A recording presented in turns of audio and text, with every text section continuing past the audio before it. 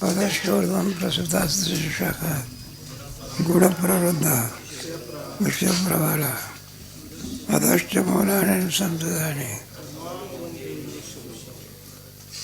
अधश्च मौलात् ऊर्ध्वपदशाखा. जेव्हा आपलं होऊन गेलं की ऊर्ध्व कोण आहे? झाडाचं ब्रह्म मूळ. मग वृक्ष कसा निर्माण झाला? मायेपासून. मग ब्रह्म काय झोपा करतं का? अधिष्ठान आहे ब्रह्मा. दोरीच नाही तर सर्प भासेल. अगोदर कोण पाहिजे? म्हणून सदैव सौम्य इदमग्राज. सृष्टी उत्पत्ती बोलायच्या पूर्वी कोण होता? एक परमात्मा. त्याला ब्रह्म म्हणायचा. ब्रह्म का म्हणायचं? वृद्ध वसिधात्व. त्याच्यामध्ये निरपेक्ष व्यापक. त्याच्या पलीकडे आता दुसरं व्यापक. असं जे तत्व किंचित ब्रह्म सगळं माहिती आहे तुम्हाला. बरं, फोटो काढायचे.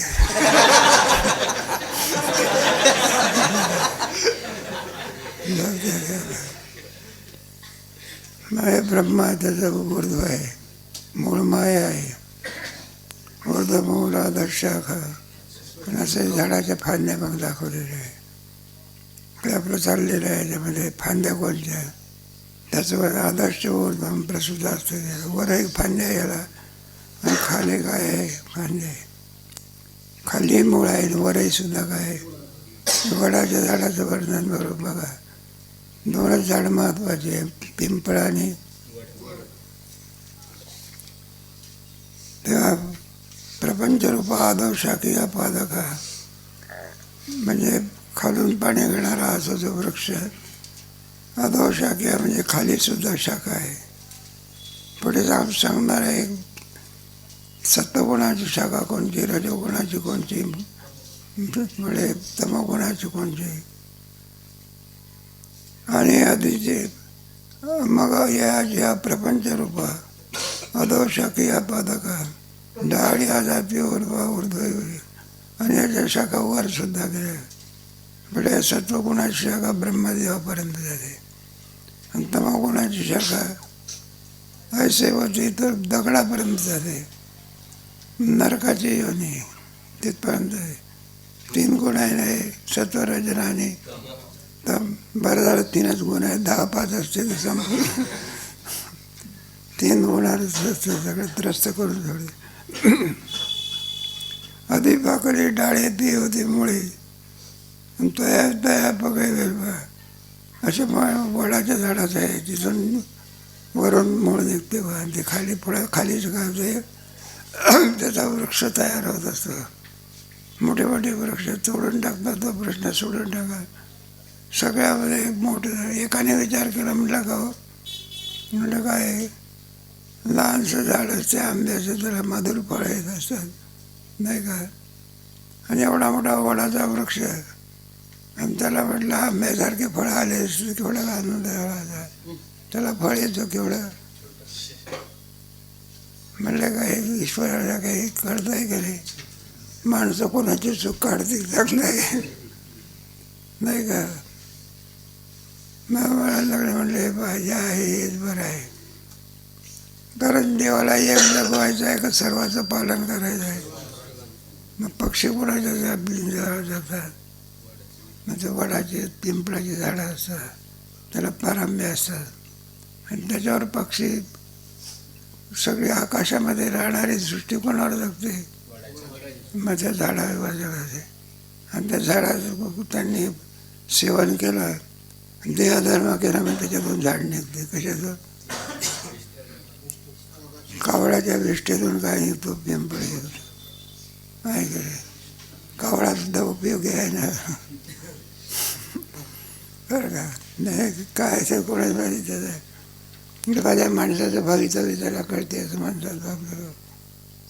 तुम्ही पहा की एखादा पिंड्याच्या वेळेला असतो ना, मुळेच कावळा काय होत नाही.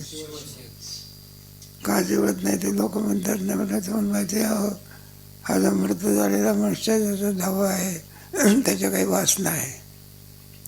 म्हटलं कोणती वासना आहे? वारकरी होता, पोराने काय केले पाहिजे? वारी केली पाहिजे. मग म्हणायला लागले संकल्प सोडा, पोराला सांगतात. पोराने सांगितलं की बाबा आम्ही त्यांची वारी काय करू, चालू. लगेच कावळा येतो समजा. कावळ्याला कसं कळा, माणसाला कळे असं. आणि कावळा मारत नाही बरं का. ते अमृताचं वाटप झालं त्यावेळेला काही शिंतोडे पडले होते, त्याचं सेवन केल्यामुळे कावळा सापसुद्धा मरत नाही, मरणी मरत नाही, दीर्घ आयुष्यपर्यंत गावतात. कुठे हराळीवर पडलं म्हणतात, कुठे शेतामध्ये कोण उगवते ते किती करा, शेतकरी त्रासून जातो तरी हराळी जास्तीची आहे.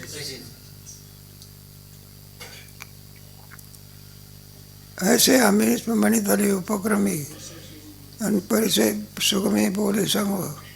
तेव्हा आम्ही आज तुला सांगितलं होतं तत्व ऐक. तरी बद्धमूळ ज्ञाने महदाधिक साधने वेदाची थोरपणे घेऊन या. मायेचं पहिलं कार्य जर कोणताचं महत्त्व, महत्त्वापासून पुढे मग वायू आकाश वगैरे पंचमहाभूत इंद्रिय वगैरे अशा रीतीने एका ब्रह्मापासून या जगताची ती काय करते, उभारणी करते. मग ते चार सूट त्याच्यातून निघत असतात. कोणते चार सूट? अपरी आदित स्वेदाचे, पुढे जाराचे, पुढे पुढे अंडाच्या, आणि बुडवणी महापुरुषाची या संसार वृक्षाच्या झाडाला चार सूट निघतात. चार खाणीतून जीवाची उत्पत्ती होत असते. एक एकाचे अंगवटे 84 लक्ष दाब पिटे आणि त्यावेळेस जीवशाखी पटे स्वयं होते. 84 लक्ष दहा योनी आहे असं सांगतात बघा. माणसाप्रती किती घ्यावा, पशुच्या किती घ्यावा, पक्ष्याच्या किती घ्यावा. एक नामदेव महाराजांचा अभंग आहे, त्याच्यामध्ये भरपूर सांगितलेलं आहे. तेव्हा जीव जन्माला आलेला आहे एका योनीतून का 84 लक्ष. लक्ष म्हणजे चांगलं लक्ष द्या का. लक्ष म्हणजे एक लक्ष किती होते, 100,000चा काय होतं. आता लक्षाला किंमत राहिली आता कुठे नाही खायला की नाही. आणि तिथून सगळ्या जीव प्राणी जगतामध्ये एक जीव आणि चेतन. जीव आपण जन्माला घातला तो जगेल कसा, त्याच्याकरता हे सगळे अन्न वगैरे आधी करून ईश्वराला त्याची काळजी करून ठेवावी लागत असते.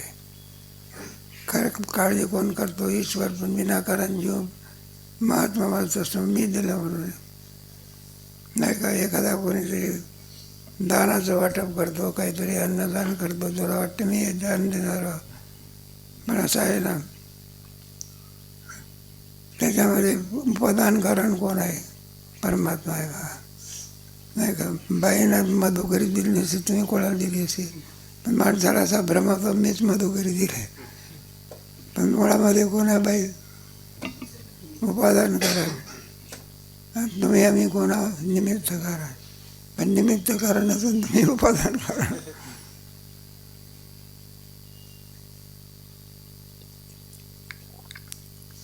परी तो नाही का 84 लक्ष दापोटे.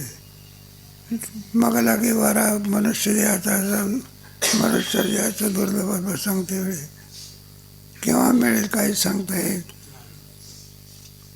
मिळाला कसा, मिळून नाही मिळून गेला काकतालीन आहे. कावळा सापडा नाही पण पुन्हा पुन्हा सापडत असतो का. तसा मनुष्य मागवतो हाची जन्म पावसी हे तो नगरे रे कार्य अंधवरी. लक्ष 84 नटाच्या भागामध्ये सुंदर सांगितलेलं आहे. म्हणजे जो हे सकाळ महापुरुष पाय असं पुढे म्हातारा झाल्यावर काय होत असते. म्हणून सुंदरचे वर्णन केले आहे. प्रसावती शाखा सरळ्या नाना सुटी डाळ्या आड फुटती माळ्या जातीच्या. तेव्हा सरळ्या वाहणाऱ्या आहे. काही आडफांद्यासुद्धा असतात, फांद्यासुद्धा येत असतात बरं का. त्याच्यामध्ये 4 प्रकारच्या जाती, ब्राह्मण, क्षत्रिय, वैश्य आणि स्त्री पुरुष नपुंसके व्यक्तिभेदाची टके.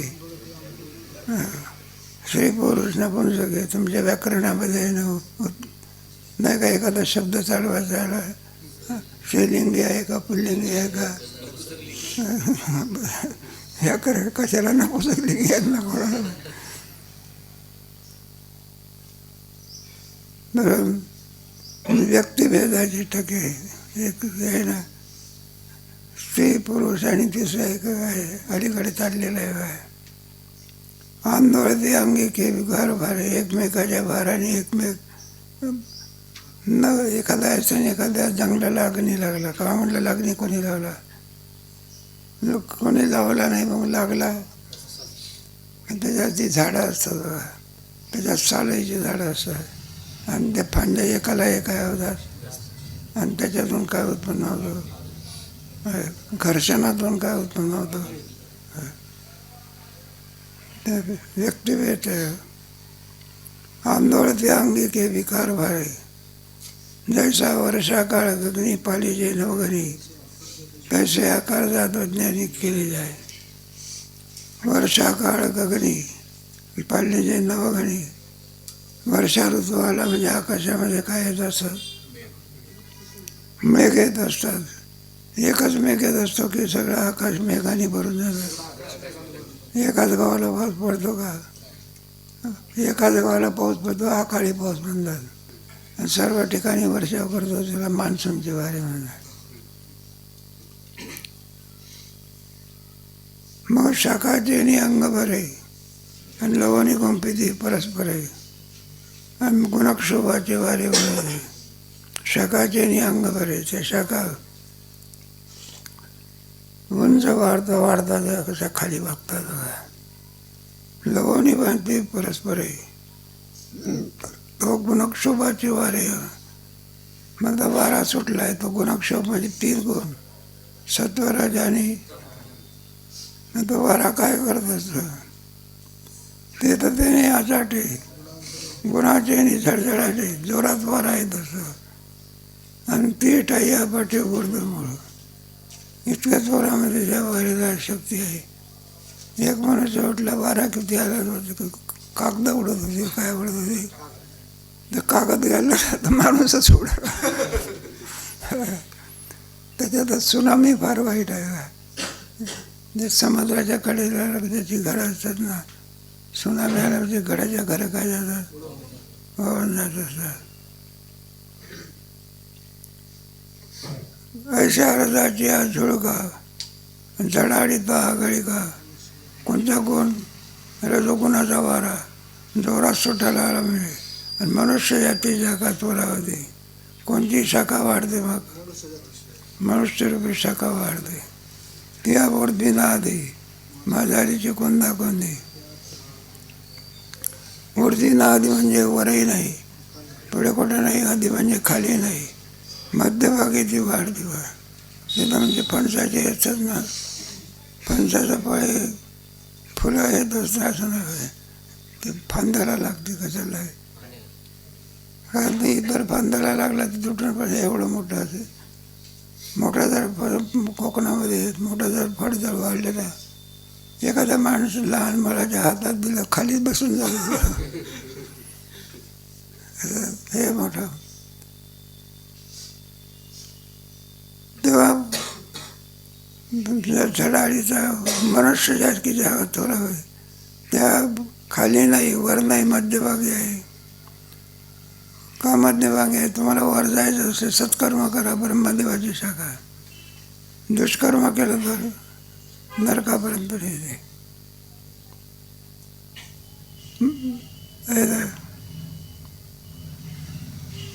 आडफुटती खांदे आणि चातुर्वर्ण्याच्या 4 प्रकारचे ब्राह्मण क्षत्रिय नाही. बरोबर आहे की ब्राह्मण क्षत्रिय वैश्य आहे. हे 4 वर्णाच्या फांद्या फुटत असतात. त्याच्यामध्ये विधी आहे, निषेध आहे. आता म्हणत नाही कोणी म्हणत, तो प्रश्न सोडून द्या. विधी निषेध सांगितलेले 4 वर्ण, ब्राह्मण, क्षत्रिय, वैश्य आणि हे पूर्वीपासून आलेले वेद आहे. गीतेमध्ये सुद्धा याचा चांगला विचार केलेला आहे. आता अलीकडे धर्म काय करत नाही, टीका म्हणून नव्हे, आपापले कुठे आता ब्राह्मण माणूस त्याचे कर्म सांगितले 18 अध्यायामध्ये का प्रत्येक जातीचे काय सांगितलेले. त्याच्यात ब्राह्मण, वैश्य, शूद्र एवढे आहे. त्याला विधी आणि मनुष्य देहाला विधी आहे आणि काय मग निषेध आहे. 4 वर्णामध्ये एकाच वर्णाला काय विधी आणि निषेध आहे. वंदाच्या पुढे कोणता उद्भिज स्वेद ज्याला विधी विधी काही नाही. मनुष्य देहाला मात्र काय आहे, विधी आहे. त्या विधीप्रमाणे त्यांनी काय केलं पाहिजे. दोन त्याला वीज कर्म म्हणायचं आणि करू नको म्हणून सांगितलेलं त्याला कोणता कर्म म्हणायचं, निषिद्ध कर्म. मनुष्य पशुला सुद्धा नाही, त्या विधी नाही. रोज पशुने दर्शनाला गेलं पाहिजे असं कुठं आहे का ना काही. वेदवाक्याचे अभिनव. आता विधी निषेध कोणी सांगितलेले, वेदवाक्य अभिनव. वेदाच्या ठिकाणी जे काही ज्ञान आहे ते ज्ञान म्या बोलविल्या. वेदाच्या ठिकाणी ज्ञान कोणी दिलं आहे, सर्वस्वच्या अहम. पुढे आहे की या अध्यायामध्ये त्याचं वर्णन आलेलं आहे. पानं डोलत ते बरं वापरलेलं आहे. अशा रीतीने ते पानं आपल्या हालत असतात. अर्थ काम पसरे अग्रपणे घेते सारे. अर्थ आणि काम 4 पुरुषार्थ सांगितलेला. कोणते 4 पुरुषार्थ सांगितले. अर्थ काम पसरे 2 भारत आपल्या 4 पुरुषांना नाही का. हा, हो ना, धर्म अर्थ काम आहे. तर काय धर्म आणि मोक्ष याच्याकडे कोणी लक्ष देत नाही. मग कशाकडे जास्त लक्ष आहे. तेव्हा अर्थ कामापासून सगळी माणसं कशात गुंतलेली आहे. बरं का, कधी हा म्हणून दिसत नाही. ते मामासाहेब गोष्ट सांगायची. मोठी बिल्डिंग एकमेकाची, मोठी माणसं कोणत्या लहान बिल्डिंगमध्ये जातात तिला. मग तिथला मालक सांगतो, म्हणला ही बिल्डिंग कोणाची आहे, आपली ती कोणाची आहे. बरं मग आता पुरे म्हणत असतो का, म्हणणं मध्यंतरीची जागा आहे, ती जर जागा आपल्याला देऊन टाकली तर मला सर्व रांग कोणाची. त्याला पुष्कळ सांगतो की काय किती पैसे लागले ते घे, पण एवढं जागा आम्हाला काय कर. आता मामासाहेब म्हणायचे उघड म्हणायचं नाही, काय म्हणायचं नाही, उघड नाही म्हणायचं, मनामध्ये म्हणायचं. म्हणलं इतकं जरी गरिबाकडता राहू दे तुझं सगळ्या देशामध्ये.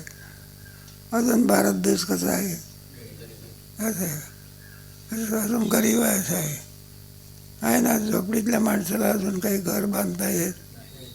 माझा बिल्डिंगापेक्षा झोपडपट्टी आहे जास्त आहे. जाऊ दे, भारत देश स्वतंत्र झाला ते स्वामी रामसुखदाजीचं आहे. पण घाण कुठे करावी याची अक्कल नाही. नदीपर्यंत घाण करतात. इतना गंध आहे बोले. ते कशा करता येतं. कार्तिकच्या वेळेला आले होते बघा रामसुखदाजी महाराज. मग स्नानाला गेले पहाटेच्या वेळेला. लोकांनी नदीपर्यंत काय केली होती, घाण केली. भले भारत महाराष्ट्र में भजन बहुत अच्छा होता है और महाराष्ट्र जैसा गंदा और भी कोई साफ प्रांत नहीं. भजन कुठलं होतं चांगलं, घाण कोण करते.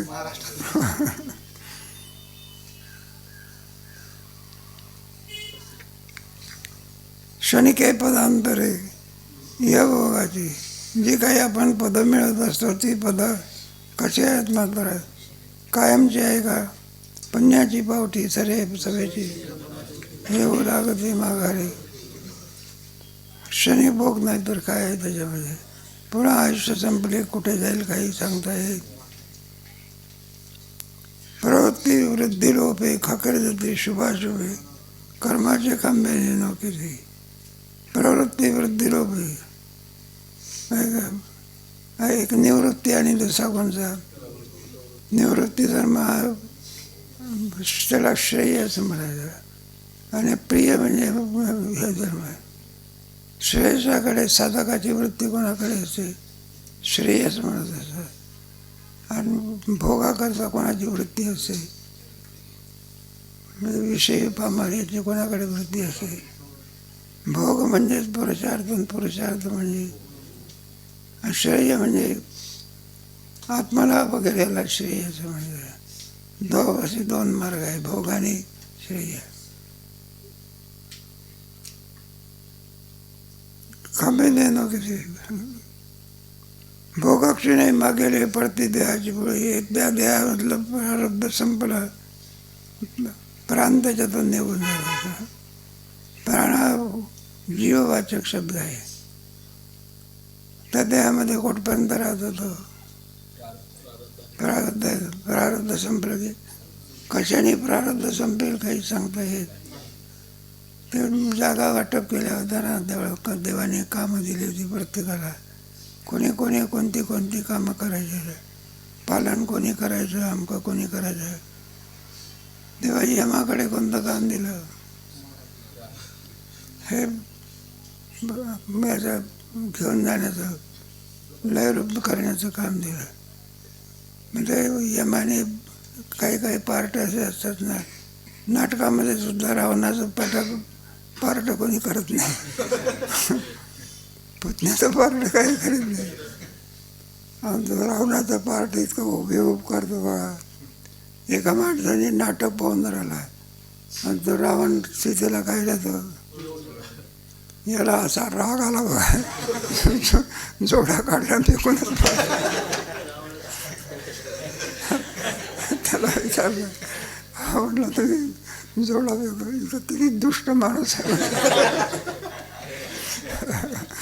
आपण नाटक पाहतो हे विसरून गेला. उभे पार्ट करणं या अभिनयाचा लाखो रुपये घेतात.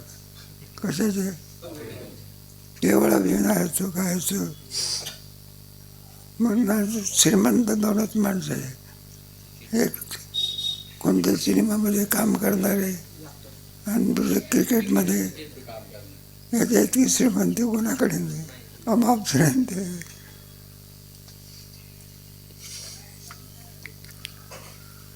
भोगक्षणे आपुले आणि देहांची पुढसळे पुढा वाढते पुढे नवी आधी मग जीवत्व दशा नष्ट होते का. हे पहा अंतकालाने जीवत्व दशा नष्ट होत. अंतकाल म्हणजे काय देह हा देह टाकायचा आणि दुसरा देह. आता उदाहरणार्थ आपण हे हा कपडा टाकतो दुसरा कपडा देतो. शरीर जसं ज्या त्याप्रमाणे जीवत्व दशा नष्ट. या देहातून उत्कलम तमसितम वापी भंजान विमुळाना. पण आपल्याला भ्रम असा वाटत असतं जे आत्मा जन्मातून आत्मा जन्मत असतो का देह टाकत असतो. जीव वेगळा आत्मा वेगळा. किंतत ब्रह्म किंवा आदिभूत त्याला शरीर म्हटलेलं आहे. अनादिदैव म्हणजे जीव अनादियज्ञ म्हणजे परमात्मा. मग असा किती जन्म आपण घेतले काही सांगता येत नाही. आणि पुढे किती जन्म घेऊ हे काही.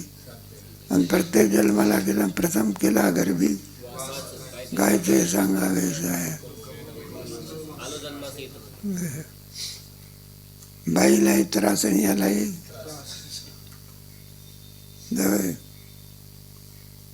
नव्या देहाची पाली पिढी. दुसरं देह काय होतं पहिली पानं जातात दुसरी पानं येतात झाड जसाच्या शब्दाचे कसं व्हावे, सहजरंगी हवावे, त्याचे शब्द स्पर्श रूप रस गंध आणि विषय पडलात नवे नित्योती. झाड म्हटलं तर संसारूपी झाड आहे, विणा पालवाशिवाय त्याला काही नाही. एक एक एक एक त्याला सोबत भेद आहे ना. फांद्या आहे, पुढे पानं आहे, पुन्हा बार आहे, पुन्हा फळ आहे, स्वगत भेद आहे. रजोवाचे प्रचंड मनुष्य शाखाची मांदोडे, वाढत येतो लुडे मनुष्य. रजोरूपी गुणामुळे मनुष्यरूपी शाखा वाढते, त्याला मनुष्य लोक असं म्हणतात. पैसाची राजाचा वारा नावेक धरी ओसरा, मग वाजू लागे घोरा, मग मुंदा वारा व्हायला लागतो, तमाचा वारा. राजाचा वारा शांत होतो, वाजू लागे घोरा तमाचा तो हवा वारा वाजायला लागतो. आता हे तमगुण बघा, त्याचं वर्णन त्याच्यामध्ये करतं. आणि याची मनुष्य शाखा नीच वाचना आधी देखा, वाल्ल्याची टाळी का. आता हे सुवासना होण्याच्या ऐवजी कोणत्या वासना होतात? नीच वासना. म्हणजे आपण नाही का एखाद्या माणसाला म्हणतो मनुष्य म्हणून असूनही सुद्धा नीच वागतो तो, आहे का? चोरी करणाऱ्या माणसाला काय म्हणतात असं त्याचं म्हणलं, एवढा श्रीमंताचा पोरगा असून तो चोरी करतो, नीच नाही का त्याला, खालचा दर्जाचा असं म्हणा. वासना होत्या आधी काय, अशा वासनेवरती माणसाचं अवलंबून आहे. सद्वासना दुष्ट वासना. आपण नाही का म्हणा मला कोणाची कोणती ऐसे आवडते म्हणा देवा प्रभावी, मग कोणाची वासना म्हटलं देव बसायची त्याची, नाही का. ठिकठिकाणी तुका म्हणे माझी पूर्वावी वासना कोण नारायणा.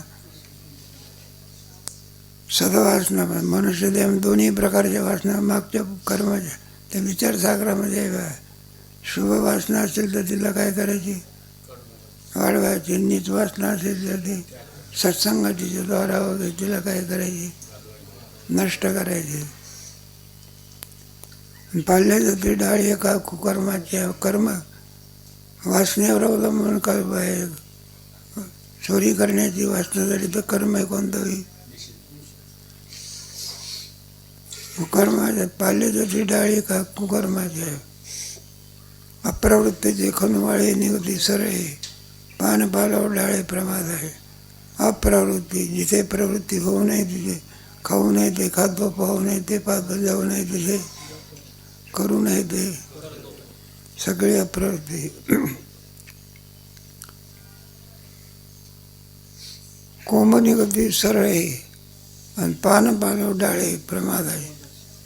तुम्हाला 14व्या अध्यायामध्ये गेलं की सत्वगुण तत्परसत्वम निर्मलत्वात् प्रकाशकम सुखसंगेन बंधनाद्वितीय रजोरागात्मकम विधी तृष्णास तन्ने बदनात्मकम ते तमस्त ज्ञानजं विद्धि मोहनं प्रमादाळस्य निद्रावे.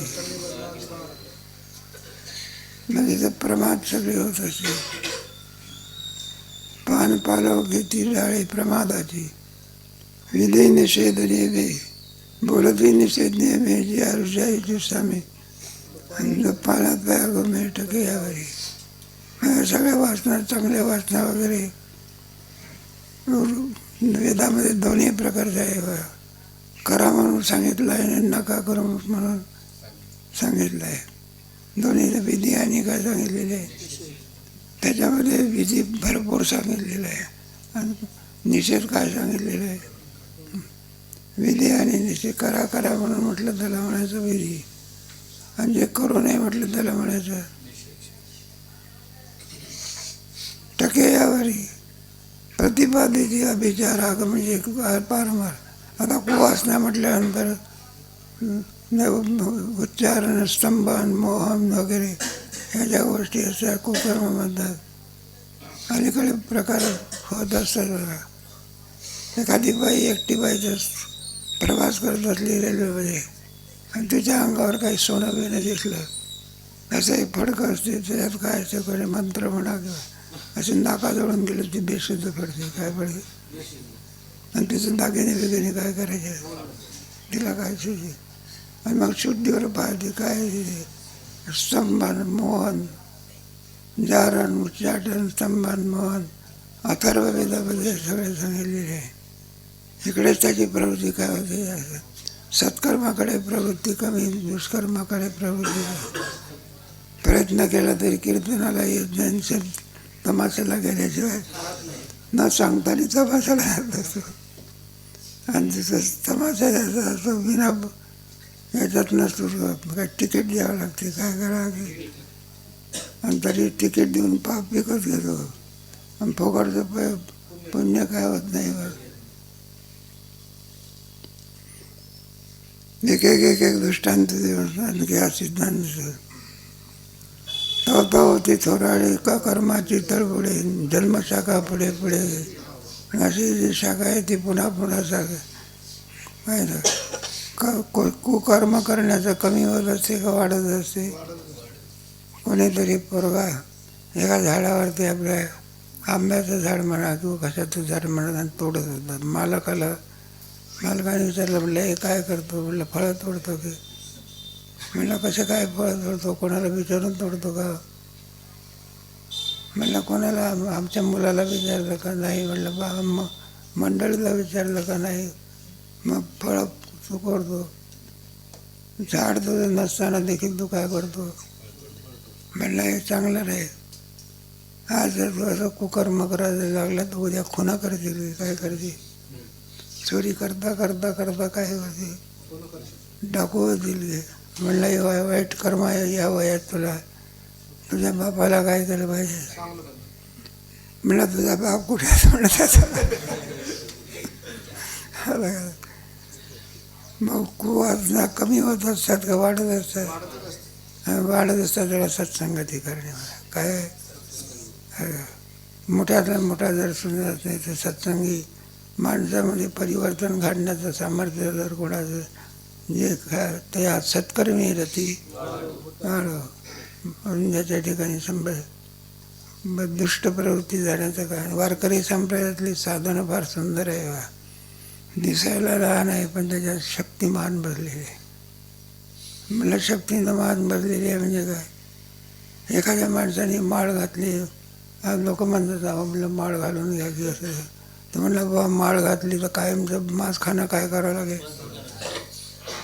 एका दिवसापुरतं का कायमचं मरेपर्यंत मांस खाता येत. म्हणलं तिथं आमच्या आवडीचा काय पदार्थ आहे आणि तुमची माळ घातली आहे. म्हणलं तसं नाही, असं नाही. जर त्यांनी माळ घातली तर कायमचं मांस खाणं काय पडते. ही शक्ती कोणात आहे. 50 रुपयाच्या ही वारकरी संप्रदायातली माळकरी मांस खाईल कसा. मांस खायचं असेल तर शक्य आहे का.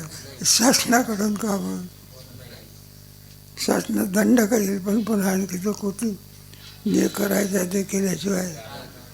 म्हणून आहे शरीराला मार्गून देत असतो, फुले देत असतो आणि मन बदलवण्याचं कार्य कोण करते. म्हणून ते काय ना आजच्या काळामध्ये वारकरी संप्रदाय जेवढं कार्य करून राहिलं आणि तुमचे हे सृष्टी आहे ना तुमची कोणती गुन्हेगारी जगत धार्मिक प्रवृत्तीने मग सोडलेलं आहे का. आनंदाची गोष्ट आहे. भरपूर सत्य होतात, पुरं शिकतात, म्हणून गुन्हेगारी वर्ग काय होतं. शाळेमध्ये शिक्षण नाही, ज्ञान आहे पण संहिता नाही. म्हणून आपल्या ह्याच्यामध्ये काय ज्ञान आहे आधी काय संहिता आहे. बरं आहे ना असे गुरुकुल एक असून काम मागते का अनेक झाले पाहिजे. दवाई आपले बघा दोष जातीचा थोर फाटा ज्याच्याकडून आणि जन्मामध्ये सारे दोषच घडलेले. पुण्य नावाची वस्तू ज्याला माहिती आणि जाळफटे कर्मभ्रष्टा बनून भ्रष्टाचार सगळा कोणता आहे.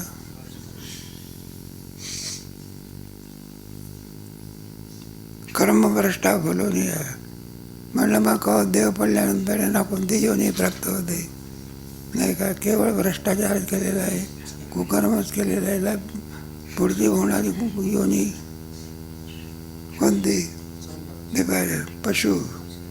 पुढे पशुकर म्हणजे आजच्या दिवशी नाव घेऊन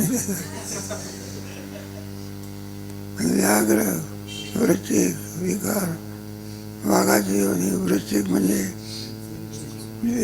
किडी आणि विकार म्हणजे आळशाखा, थोरा कथोत कर.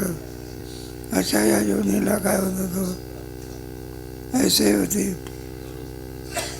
नाही ते श्लोक याच्यातला कशातला 16व्या श्लोक ऐसे होती तरु तरुण लो लो. याच्यामध्ये दगडाची योनी सांगितली नाही, तरी पण खालच्या योनी सांगितलेल्या आहे. असं याच्यात म्हणजे ऐसे होती खाली आलेलं आहे. तरु तरुण लो लोष्टाणी नाही आपलं कुठं वर चाललेलं आहे. पशु पक्षी शुकर व्याघ्र वृश्चिक विकार आळशाखा निकाळ थोडा होती. पर्यायशा शाखा पांडवा सर्वांगी नित्य नवा. नरक भोग या वापर. नरकाचा भोग माणसाला प्राप्त होत असतो. केवळ कर्म कोणतं केलं त्यांनी दुष्कर्मच केलं नाही का. एखादा माणूस म्हणला एकच चोरी नाही आमची, म्हणलं ही फक्त उघडी आली म्हणून तुला एक दिवशी म्हटलं 10-12 चोरी झालेले. त्या काही उघडी आली उघड गेला. आमचा धंदा पोटदाराचा झाला. उपजीविका कोणावर दिली म्हणलं आमचा धंदाच आहे. कोणता माणूस दिसला तो हाणायचा लूटमार करायचा. तरु तरुण खाली जाता जाता कोटपर्यंत जाते. पुढे नाही का विकार जरी झाला तरी तो सर्व जीव योनीमध्ये आहे.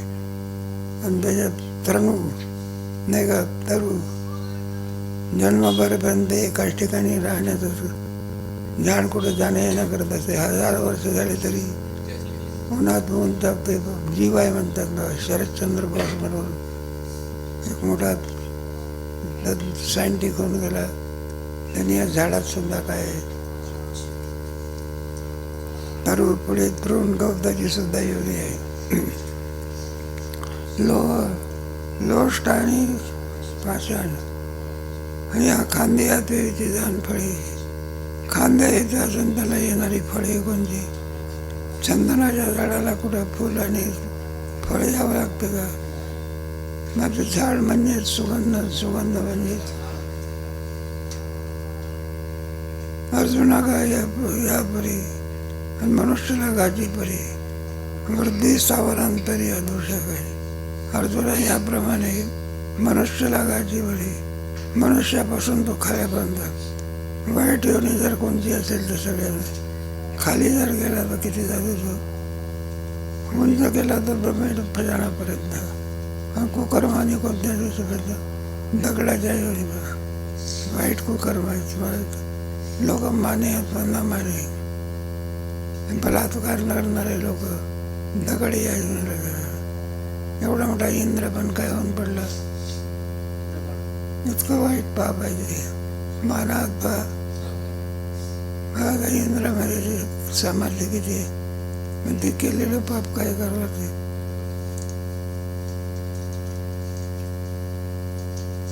फळे अवधारकाद्वारे मनुष्याला कोणी या परी. वृद्धी स्थावरांतरी अदोषा केली. म्हणून जी मनुष्य डाळ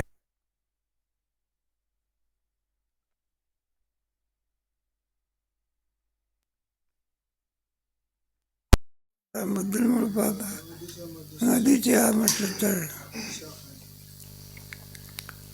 तेव्हा वरदानाने आणखी मूळ जर कोणता तर मनुष्य देव त्याच्यामध्ये मिळे. परी तामसी सात्विकी सुकृत दृष्टात्मकी विरुढतही आशाकी. परी सात्विकी सुकृत दुष्कृतात्मकी. सत्वगुणाच्या गुणाच्या योगाने जाणारी शाखात गेला सुकृत असं म्हणतात. आणि तमोगुणाची शाखा त्याला दुष्कृत्य असं म्हणतात. एक आहे पाप आणि दुसरा आहे पुण्य. विरोधती या शाखी अधोर्दी होती. अशा रीतीने या दोन शाखा म्हणजे दोन फांद्या वाढत असतात, अर्धव आणि ऊर्ध्व, खाली आणि वर. खाली म्हणजे तरुण लोष्ट आणि हे काय आणि बघे जो समगुणी मृत्यूला आहे, पशु का पक्षी होय. अद्वैताची आहे त्याला अध आणि ऊर्ध्व, खाली वर शाखा आहे. वरच्या शाखा ब्रह्मदेवापर्यंत, खालच्या शाखा दगडापर्यंत. आणि वेदात्रयाची पाना लाभ अर्जुना आणि मनुष्य वाचून.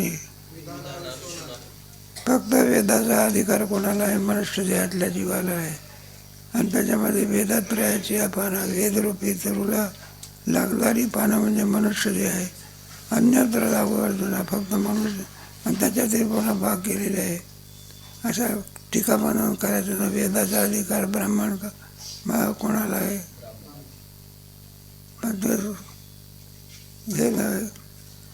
तीन वर्णाला सुद्धा सांगितलं असं म्हणतात.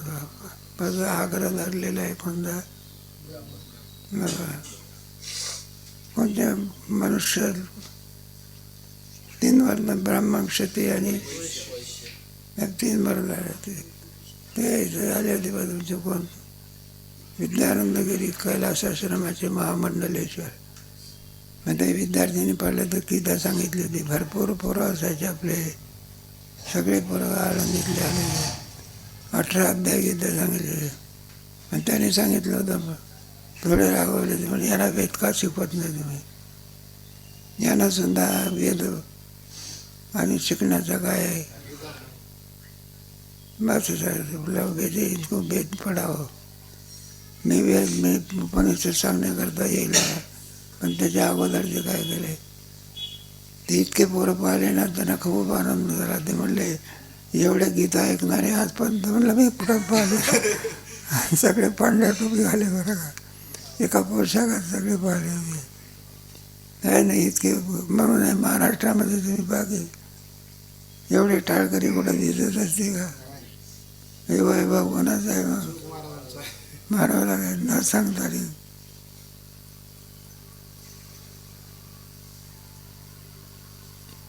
वेदत्रयाची अपना यांनंतर लागू अर्जुना जे मनुष्य वाजवून विधाना. फक्त मनुष्य शब्द वापरलेला आहे. पशु पक्षी वगैरे आधी कोण अन्य याच्यातल्या ज्या योनी आहे त्यांना वेदाचा अधिकार नाही. म्हणून तर माणसा वर्ग म्हणून जरी शाखा तरी कर्मवृद्धीची रेखा आहे.